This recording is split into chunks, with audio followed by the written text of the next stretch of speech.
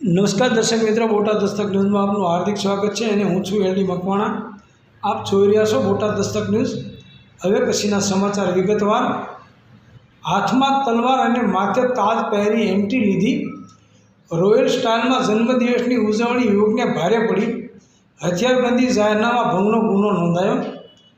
વડોદરા શહેરમાં અસામાજિક તત્વોના આતંક સામે પોલીસ કાર્યવાહી ચાલી રહી છે, ત્યારે આ દરમિયાન જ એક નબીરાએ અયાસી અને રોબ જમાવવા માટે હથિયાર લઈ જાહેરમાં રીલ બનાવી હાથમાં તલવાર લઈ કેક કાપી જન્મદિવસની ઉજવણી કરી। વિડીયો વાયરલ થતાં જ પોલીસ સક્રિય થઈ અને નબીરા ક્રિસ રાજેશભાઈ મુલાણી વિરુદ્ધ હથિયારબંધી જાહેરનામા ભંગ અંતર્ગત ગુનો નોંધી કાયદેસરની કાર્યવાહી હાથ ધરી।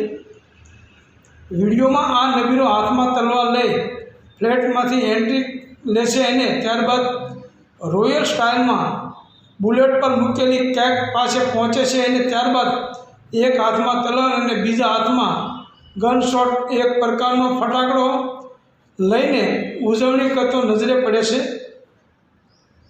જાહેરમાં પોતાના જન્મદિવસની ઉજવણી કરતા આ યુવકે તલવાર લઈને કેક કાપી છે, જેનો વિડીયો સોશિયલ મીડિયામાં વાયરલ થતાં વારસિયા પોલીસ સ્ટેશન એક્શનમાં આવી હતી અને પોલીસે આ વિડીયો બાબતે તપાસ કરતા આરોપી ક્રિસ રાજેશભાઈ મુલાણી, ઉંમર વર્ષ 21, ધંધો વેપાર, રહેવાસી મકાન નંબર 201, બીજો માળ, વ્રજ આઇકોન ફ્લેટ જે કે કોર્નર પાસે, વાસિયા રોડ, વડોદરાને ઝડપી પાડ્યો હતો।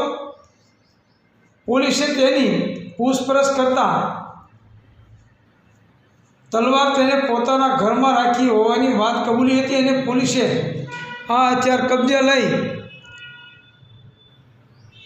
હથિયારબંધી જાહેરનામા ભંગ અંતર્ગત ગુનો નોંધી વધુ કાર્યવાહી હાથ ધરી છે। સૌજન્ય દિવ્ય ભાસ્કર, બોટાદ દસ્તક ન્યૂઝ, એલડી મકવાણા, બોટાદ।